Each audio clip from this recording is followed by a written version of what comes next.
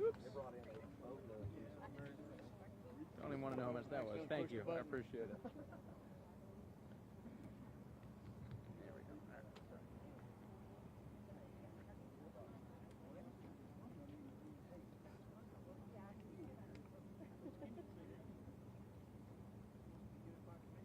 Yeah. Megan, you probably should be a part of this. They did ask that I stay out. Okay. But folks want to talk to me afterwards.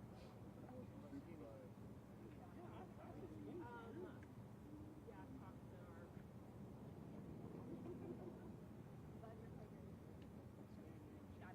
Well, we are here to support you guys, and I want to talk to you afterwards.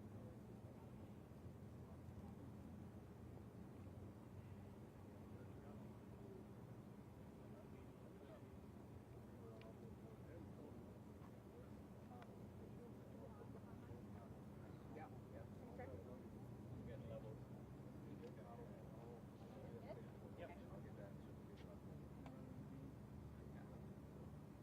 Sulphur Monday.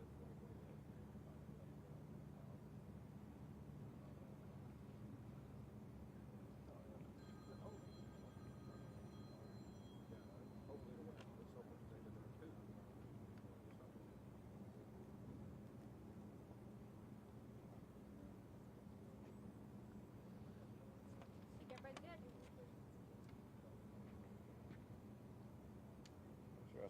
Try to silence this. Hello, everybody. Thanks for being here. What do y'all need? What do you want me to start with? Your name and who you with. Okay. My name is Brian McDaniel. I am speaking on behalf of the city of Sulphur as the PIO, BRIANMCDANIEL. So we'll just talk about the tornado that struck the city of Sulphur. Large portions of downtown were damaged, some residential areas.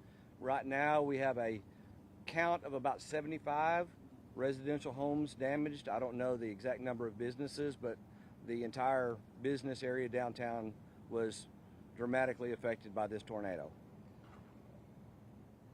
We're going to talk just a little bit about volunteers. We've had a tremendous outpouring of support from the community and from areas all around. We are trying to coordinate any and all volunteers that want to come help. Right now we're kind of overrun, and it's wonderful to see this many people show up and support this community. But anybody that does want to volunteer, we're running them through Murray County Expo on the west edge of Sulphur. 3490 Highway 7, 3490 Highway 7, Sulphur, Oklahoma. As far as donations go, we have had an outpouring of support and love on that front as well. Currently, there are no needs that I'm aware of as far as donations. We want to, all those, if they do come in, are coming through the expo as well, but currently there are no needs that I'm aware of. Debris removal for the citizens, and this will affect the citizens, and your help in getting that information to the citizens will be greatly appreciated. If they do have debris, tree debris, home debris, we want it moved out by the road. Crews from ODOT and the city of Sulphur will be working on moving that debris off. So if we get it out near the road, separated into piles of vegetative debris and construction materials, we will get it moved out. It may not happen all in one day, but it will get moved out. Residents, business owners, anybody can report damages to disaster.ok.gov. disaster.ok.gov. So access, limited access right now for residents and volunteers. We have a process where we will bring people to the expo, get a pass, and move them through into the areas that are damaged. This is doing to protect the property of the business owners and the residents. These are people's homes, their businesses, their livelihoods, and we're doing that to try to protect their property. It's a process. I'm asking you to be patient with us as we move those volunteers and people that want to help into the area. I know we'll have some other people brief on some other information here talking about that. As far as the limited access, that will be today and tomorrow. We're going to reassess this evening and see. At some point, we do need to stop that limited access. We want to make sure that it's safe. The areas are good for pretty much anybody to come in and help if they need. So I'm going to let some of the others brief on this. Brad, were you next? Okay. Hello, everyone. I am Brad Lancaster. That is BRADLANCASTER. I am Director of Murray County EMS. I'm also the Medical Branch Director for this event. So, as you all know, we had a very large F4 tornado come right down through the heart of our city. And there was more weather coming behind that, so rescue efforts were very challenging on that night. We were very fortunate to have a very, very good group of responders here. We're also very fortunate to have access to our Regional Emergency Medical Services System team. Murray County EMS is a founding member of that team. That team is deployed and sanctioned through Homeland Security to go out and handle large-scale events. We were very fortunate to have a large group of our medics that are on that team and our neighbors that could come help us part of that. In fact, it was a pretty surreal event for me to be deployed with my team in my area to work that event. But I was very grateful that they were here. Between that and our local departments, especially our fire services, they did an exceptional job. We were able to treat and manage in excess of 30 patients on the night of. That number is still growing because there's still injuries that are related to this event still ongoing. We had multiple transports out. There was a number of severely injured, and we were able to manage that night. It was very challenging, but we were able to manage that event as efficiently as we could. We're going to have teams here for the ongoing future. In sometime this afternoon, Chickasaw Nation will be setting up an outlying med unit out here to handle some minor injuries for people that are just needing simple treatments for things like you step on a nail, you get cut doing debris removal. We're going to have that forward out here on the side of the town that is next to the event, in hopes to keep from inundating our ERs with minor injuries. So we'll post more of that as that gets closer. So we're grateful that they're going to come help us with that. We ask that all residents be very careful, be very mindful when they're trying to clear their debris. There's going to be a lot of potential for injuries out there, especially as we start getting powers back to certain areas out there. So we're going to ask that you be very careful, and we're going to let somebody else talk to you about security issues going on. But we're grateful that all the volunteers have come here to help us. We're grateful that we have so many state and federal officials coming here to help us. Sulphur's going to need help going forward for a long time. Do we have any particular questions right now? Can you give us an update on the number of people that were injured? Right now, that number is going to be somewhere in excess of 30, pushing 40. Now, that's anything from majors to minor injuries. Any storm-related injury is going to be in that number, and that number is going to grow over the next however long. It will grow until we call an end to the event, when we get basically the infrastructure of the city back up to normal. Then that event will be called. Can you estimate on how severe the number of severe? Most of them were minor. We did have a fair number of severe injuries that were managed and gotten out to higher level of care. We were very fortunate on that. We were very fortunate to only have the one fatality.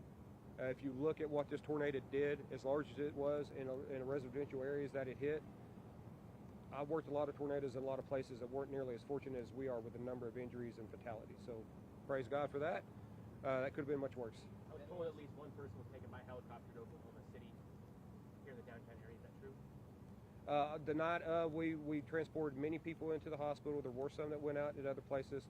I do believe that there were some critical patients that transported either by EMS or by air EMS out of the hospital.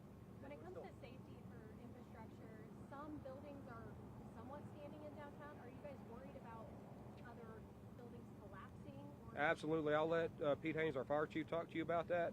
But absolutely, there's definitely dangerous down. That's why we're not letting people into those areas. Is anyone still fighting for their life in the hospital right now? Not that I'm aware of. Okay. Thank you. I can. I'm Pete Haynes, P-E-T-E-H-A-I-N-E-S. I'm the Incident Commander of the Unified Command System here. Yes, sir. You need me to repeat my name and stuff? No, that's okay.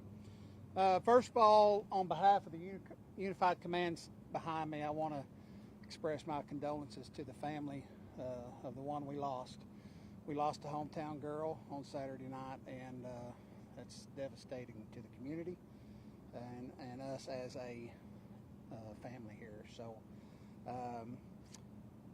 First all, we got on structural damage downtown. We do have some of that still blocked off. We still are anticipating some building collapses. So on Muskogee Street between 2nd and 3rd is still shut off, with the exception of rescuers and other emergency personnel. So, and that will be the main part downtown. We anticipate some more structural collapses there.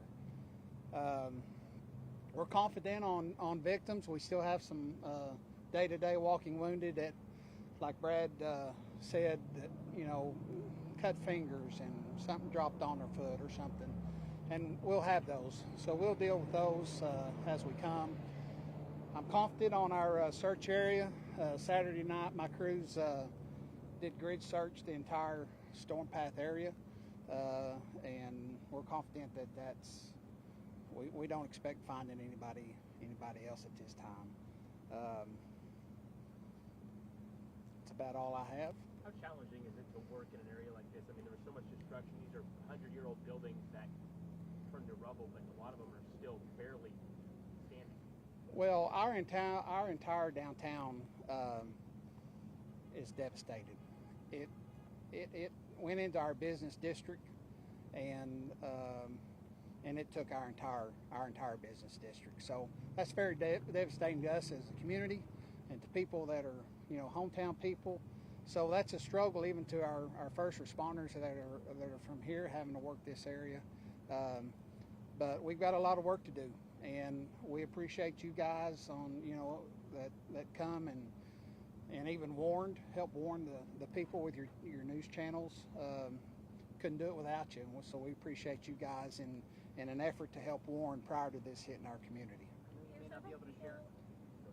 There's several people who live on the east side of town. Yes, ma'am. Who have been trying to navigate the roads to get back home, even though they were hit or they don't have power. They're just trying to get more stuff. What's the best way for them to get maybe to that side of town? Well, at this point in time, we still have most of that blocked off. We're going to start releasing that a little bit to let those people get back into their houses and get the stuff they need to. That kind of has to be a control access for now, but we're working on that, and those people should be getting back to their areas pretty quick. I know you may not be able to share a name yet, but you just alluded to the victim here. What should people remember about the person who died here in Sulphur? Well, I just so happen to know her, went to school with her, and very, very big part of this community. She's just a blessing to everybody, and we're going to miss her. It's a devastating loss to Sulphur. I don't know if this is a question for you or for the general spokesperson for the city, but I spoke with a resident who said the neighborhood that was hit, not necessarily downtown, but the neighborhood where their homes that are destroyed, was the, if you will, the underserved part of town, or the less, blanking on the word, less fortunate, less fortunate part of the city. Is that a fair phrasing? I'm just, if you could speak to, it almost sounds like it's insult to injury for people who could afford for this to happen. No, I wouldn't phrase it that way. That's a very, very nice part of our town. I consider our whole town, you know, to be very nice. But that's a nice area. You know, doesn't matter if you're rich or poor. It's devastating, and we're here to help those people, and we're going to help them. It's a blessing that all these resources have come in to help. And we're going to get them taken care of one way or the other. I have a question about the business district, because you guys are a big summer town. People come from everywhere to camp here, Sure. enjoy the water here. So do you guys think that you'll be able to make it for this next Hey, let me summer? tell you something. We're strong, okay? We're strong, and we're going to get there. We'll bring this community back, I promise you. I know our friends in the Park Service, we will bring this community back, and we'll be better than ever, and we're a strong community. We got strong people helping us. Outpouring is fantastic, and we'll be back, I promise you. How devastating is it, however, for that loss of economy, especially at that height of whatever you We'll be able to tell that later. I mean, obviously it's going to be devastating. It's going to be an impact to our community, but we'll be back. Okay, I'm gonna let these other go.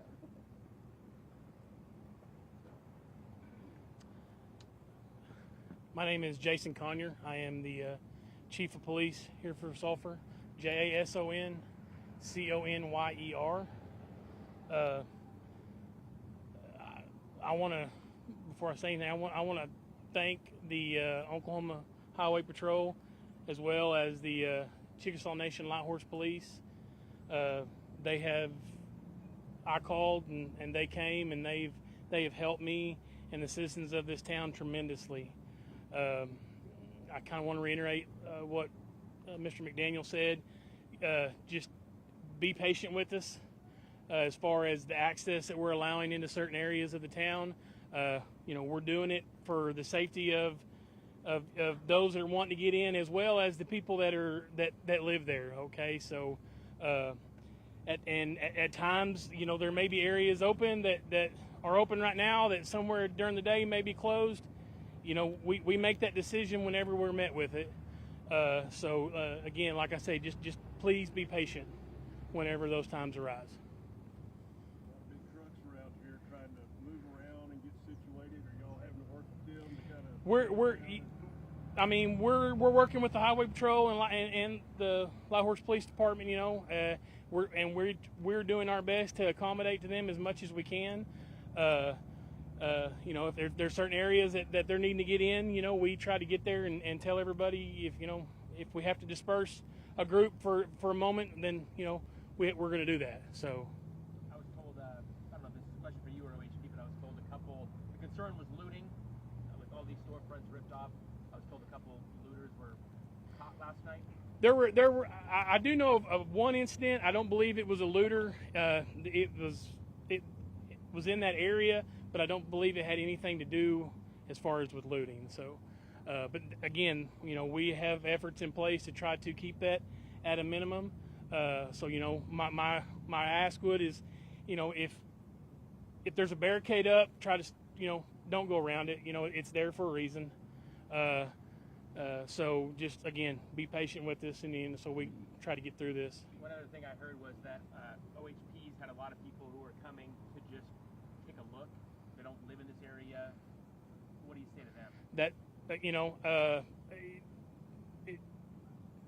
If you're not here to help, or if you don't live here, just respect the people that do live here and who are going through this, and just stay out of the area, if possible.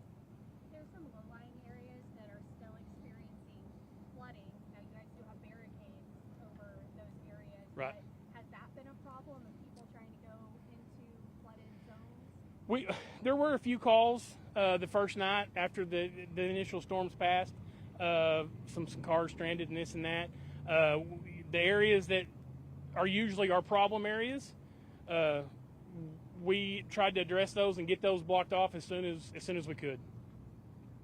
Speak to how crucial the alerts from the National Weather Service were throughout the day, or on Saturday. I understand that there were a record number of. I have told numerous people that I feel like if we hadn't gotten the warning as quick as we did and got it out to the community as quick as we did, it could have been a lot more devastating than what it was. Yes. All right. Thank y'all. Thank you,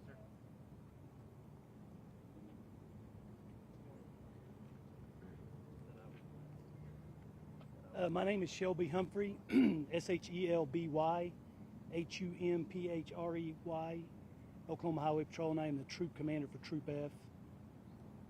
So these guys have covered just about everything, and they've covered it well. I would start by saying what I've observed from these people in this community is what Pete Haynes just said. They're strong. They will recover. It's very, very devastating, no doubt. I've worked in this area for 25 years. I've grown to somewhat love Sulphur and Murray County, and to see this, it is very devastating, but I have full confidence in this group, and they are on a mission to restore what they can when it comes to the properties. So now the Oklahoma Highway Patrol's involvement for right now is to support the city of Sulphur. So we are in fact working with Chief Conyers and the police department, as well as Light Horse Police, There's several other agencies I've seen here as well from other communities close. I'm not going to try to name them all because I'll forget some of them, but they're reaching out as well to support this community. So what we're going to do is we're going to continue to provide support to Sulphur as long as they need it at whatever level they need it for. So we are in talks of what they've already mentioned about letting more people gain access, and we support their decision to do that. We're just going to help them, and when they're ready to do it, we'll adjust our plan. But for now, we just ask that people be patient as they come into these roadblocks, understand that these troopers and these law enforcement officers that are manning these roadblocks, that they've been given direction and they're going to follow that. But a process has been put in place to try to ease some of that. But people may have to be patient in how it goes, meaning they have to turn around, go somewhere they may have just came from to get what they need to be able to gain access to some of these areas. So outside of that, if y'all have questions for me, I'll answer them, but I think these guys have covered it well. Okay.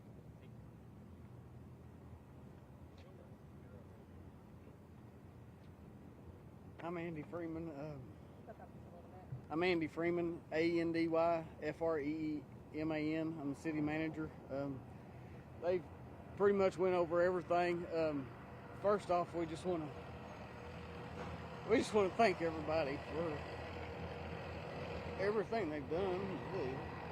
It's very humbling, the outpour. Our town's devastated, but we will rebuild this. Our public works departments, they're out helping these people try to get back to their lives. We're going to work on the residential area and try to get them access to that. We're working with the business owners downtown to try to get them in there to get whatever they can out of it. We're still going to have to figure out the structural issue up there with all the buildings before we let anybody get into it. We just want to thank all the agencies that have been here to help us, all the people, all the donations. So. Is your family okay? You're kind of choked up as you walked up. Are you okay? I grew up here. It's close. So Hard for you to see? it is. Why so? Well, it's just our history, our soul. I mean, it's gone. But we are going to rebuild it. If we have to doze it all down, streets, curbs, sidewalks, we're going to rebuild it. Thank you. Matt Trotter, American Red Cross, MATTTROTTER. Let me just start by saying how much respect we have for the organizations and agencies that all these guys represent, the hard work that they've done right here in their hometown to make sure that not only everybody who lives here is safe, but their families are safe and taken care of, and that organizations like ours can come in and offer the relief work that we do. At the Red Cross, our hearts go out to everybody who's been affected by severe weather recently. Nebraska, North Texas, here in Oklahoma, we're responding on a lot of fronts and doing the best that we can to make sure that people have the services and supplies they need to start recovering. We've got 2 shelters open right now, one here in Sulphur and one in Ardmore, and we encourage people to come visit us there if they have any needs at all. We're offering food, water, snacks. We're bringing in supplies. We're offering some reunification services here in Sulphur. So any needs that you might have, please come see us. The shelters are open 24/7. They will be open until they are no longer needed. So we like to see that everybody has somewhere to go and stay on a long-term basis before we shut down any shelters. With things opening up as they are, we're proud to say that we'll be able to begin delivering meals and supplies to impacted areas soon. Hopefully as soon as today, but if not today, we'll definitely be out there tomorrow. Like everybody, this response is a process for us where we get on the ground immediately, open a shelter, start seeing what the long-term needs of people are, and then little by little as we bring in more people and supplies, we're able to expand what we're able to do to help people recover and help this community recover. Do you have any questions? Do you know how many families are staying here and then how many families are staying in Ardmore? I don't know how many exactly. I think at our peak we had about 50 folks in the Sulphur shelter yesterday. I don't know if all of them stayed overnight. When I left the Ardmore shelter last night, we had 3 people there. I know they were mentioning that there's an overwhelming response of volunteers. Are you still in the need of volunteers, and what exactly are you looking for as far as that? Yeah, we've gotten a great response from people as well looking to volunteer. We've had a lot of registered nurses who have offered their time to help people, and that's very valuable to us. Sometimes people in shelter have complex medical needs that our disaster workers aren't trained to help with, so having those nurses is great. If people do want to help by volunteering, the Red Cross is looking for people who can manage things in logistics, who can work in shelters, and who can help distribute supplies. You can go to redcross.org/volunteer and put in your zip code. We are expediting our background checks and offering essentially on-the-job training to help get people ready to serve in those roles. And one more thing I did want to add is that we know how devastating disasters can be, especially in this case where people have lost loved ones. And we want to acknowledge that people may be feeling a lot of stress right now, and if they need somebody to talk to, they should call or text the Disaster Distress Hotline. That number is 1-800-985-5990. Let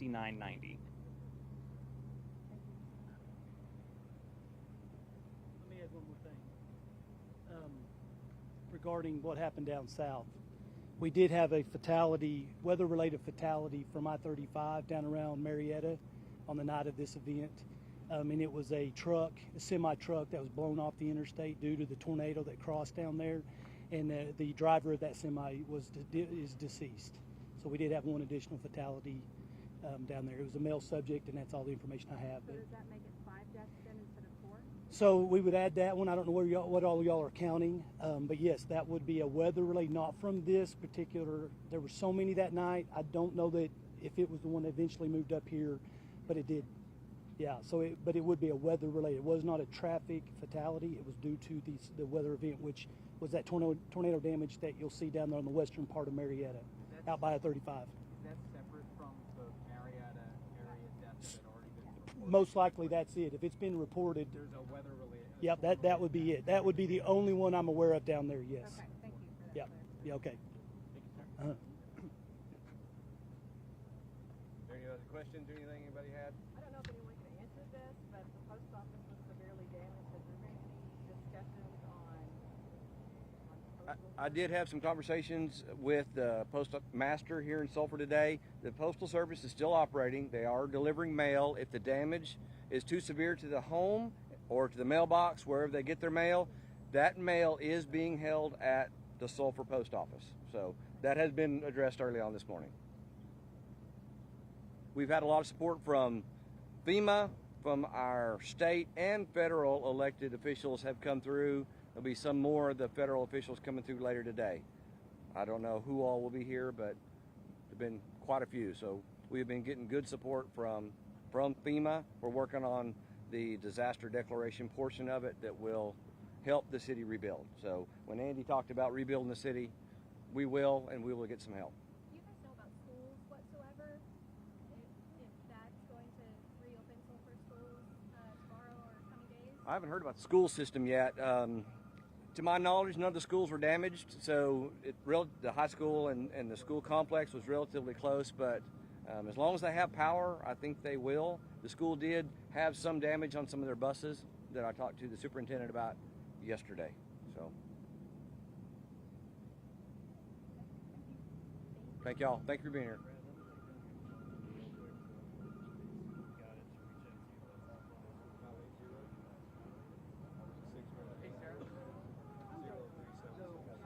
Where can we go by? You have CBS up there. They have a We should be, yeah, you guys should be able to get in there in that same area. I mean, obviously we know that I never stay out of the way. Is that where you want to be? Right where they are? I think we're going to do a live shot. It's really hard to go live there. I will see if they do too. They're going to take us?